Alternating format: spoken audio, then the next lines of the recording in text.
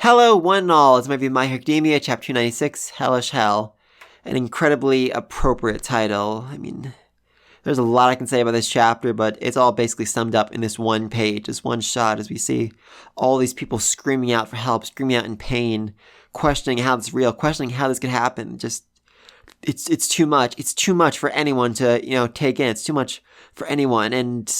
And as a professional hero, the guy who's been probably doing this for years, staring at us, just realizing he can't save everyone, realizing that there's too much. It's just too much. Uraraka just stops, takes a minute to stare at it. She's been so focused on saving the next person, on helping the next person, that the magnitude of it, the gravity of the situation it didn't hit her until this exact moment, until she stopped moving, until she just looked around her and just, God, she looks so utterly, utterly broken here.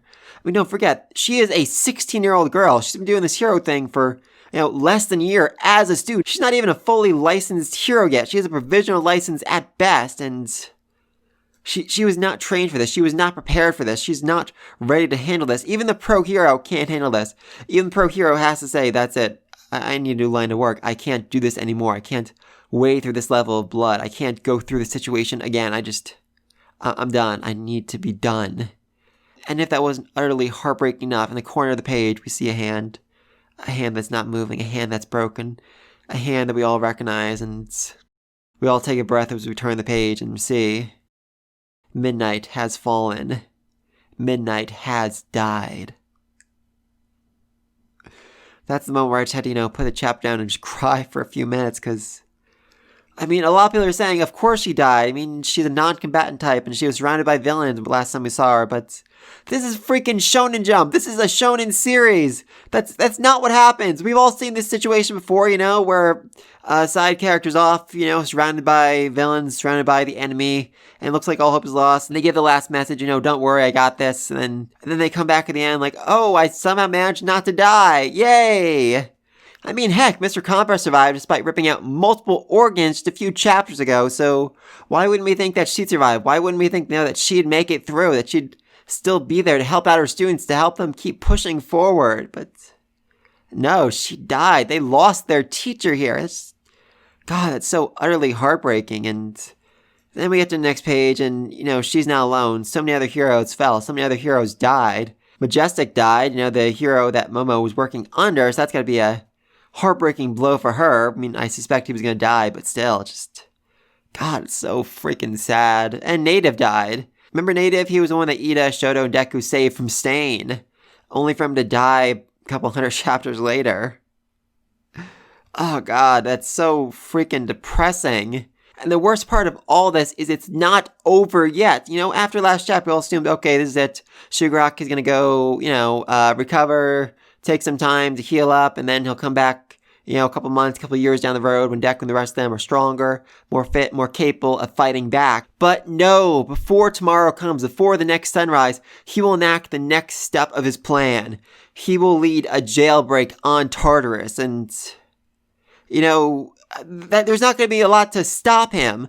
All the heroes are either dead, injured, arrested because they're working with the League, or, busy helping people, busy rescuing people. There's not going to be, enough support to go help him, to go back up Tartarus, to go back up the prison when it's attacked. And what's even worse than that, the villains who were captured, Giganto, Mr. Compress, Redestro, Getson, Trumpet, all these big names in the League, all these powerhouses are probably going to be taken right to Tartarus. So Shigaraki, if All For One times this correctly, he can break out everyone that the heroes fought so hard, sacrificed so much to stop.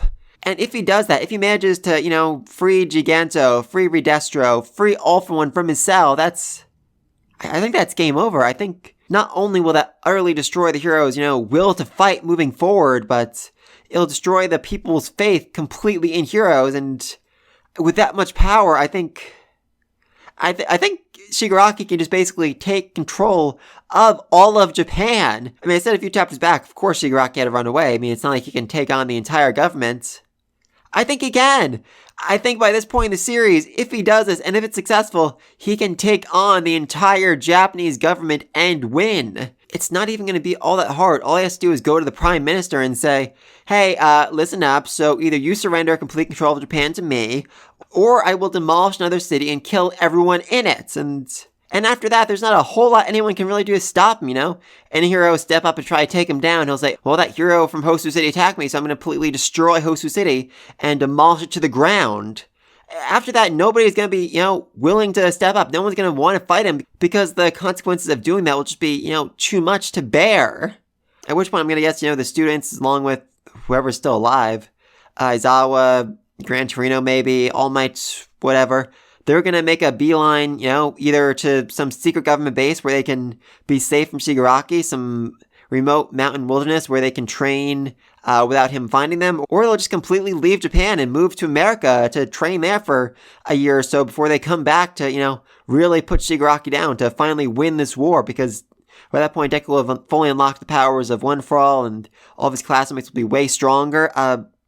That might actually be what happens next. Shigaraki might actually take control of all of Japan in the next 2 or 3 chapters. I mean, we're in chapter 296. I could definitely see chapter 300 starting with Shigaraki basically being declared Emperor of Japan.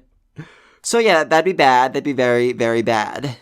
Anyway, rest of the chapter is basically just clean up. They managed to arrest 16,929 individuals. Now, admittedly, not all of them are probably going to go to Tartarus, but the strongest of them, the heavy hitters, the powerhouses, they will. So if they're sent to Tartarus, tonight, essentially, Shigaraki can definitely break them out and basically undo everything the heroes just did. And then they show, the destroyed wreckage of the city, and everyone's like, well, don't forget Toga's still out there somewhere. So every person we save might actually be Toga in disguise, and she might attempt to murder us, which... oh boy, that just makes things so much worse. So very, very worse. I mean, later on we see, a man come out bloody. He's like, come save my wife, she's inside. And that's basically, the exact same line that Toga gave to Uraka to trick her into, walking right into a trap. But Uraka is still a hero. She's still, 100% who she is. So she doesn't really hesitate. She goes right in and goes and saves the wife. So good for her for that. Doing the best she can, with all the chaos and death around her, until the hero, points out to her how utterly hopeless it is, how many people have died, and how there's just too many people, how there's too many people for them to save, and she just kind of breaks there. But I feel like she's still going to keep going, even after this moment, even after this, devastation hits her, she's still going to keep trying. She's still going to keep trying to save the people, at the very least. I love this brother-sister who are arguing as the brother's trapped in the rubble. That, brothers, he's being very heroic here. I'm really liking him. He's like, just go save yourself, and then you can have my Endeavor pouch.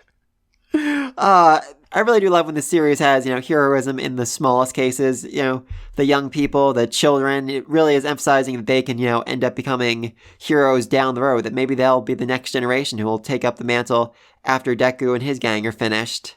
In fact, we do actually see 2 people who I think might be in the next generation. The bottom of this one page. The kids say, we've got the 5 weenies and those guys looking out for us. Which is a line that just left me totally and utterly confused. But thankfully, the My Hero Academia Reddit page is a thing.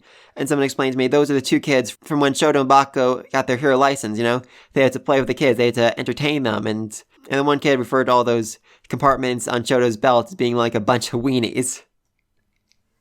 So that's who they are. Maybe they'll end up becoming, heroes of the next generation as well. They could... I'm not saying they're going to do like a whole Boruto thing with a spin-off of all these characters living their own lives, their own stories. But, maybe it's like a one-shot or an epilogue chapter where it shows all the kids how they were inspired by Deku and his classmates and how, they made them want to be heroes that protect other people just like they were protected. I'm not sure if this was intentional or not, but definitely feels it. As, the Uraka saving this guy who's under the building. He said he needs water. In the background, you can see a fallen billboard of a hero advertising some sort of sports drink or water or something. I don't know, it just feels like a real statement on how hero society's broke and how, heroes were supposed to be more focused on the people, but instead they were focused on billboards and making money and advertisements. I'm not sure if that's what's trying to be said here, but that's at least what I thought, how I interpreted it. But that's definitely questionable. And what happens next is almost more heartbreaking than what happened in the entire rest of the chapters. Everyone's, looking at their phones, reading the news, seeing what happened. They're like, well, dang, it's all over. That Dobby thing totally sucks. Like, dude, people have died. Triple digits number of people have died. Maybe quadruple digits number of people have died. Heroes have been killed. And you're just like, well, that sucks. And these 2 old ladies who are bickering back and forth. He better have a statement ready about all this tomorrow. Screw you! Seriously, screw you! Endeavor just found out his son is alive, and a serial killer. His body's literally been torn to pieces. He can barely move. He's knocked unconscious. He has more things to worry about than telling you, than giving an explanation to you. Give the man a freaking chance to rest and recover. I mean, seriously. I mean, if it was just, them saying, oh, I hate Endeavor. Oh, he's a jerk. Oh, he's awful. I mean, that I can understand. But this overwhelming sense of entitlement they have that he better have a statement ready with an exclamation point. Like, she's basically screaming that. What is wrong with you? What is seriously wrong with you? And the rest of them are just so cold. They're so indifferent to all of this, all of the death and the casualties. It's just so depressing, so overwhelmingly depressing. Maybe they deserve to, have their entire city taken over by All for One.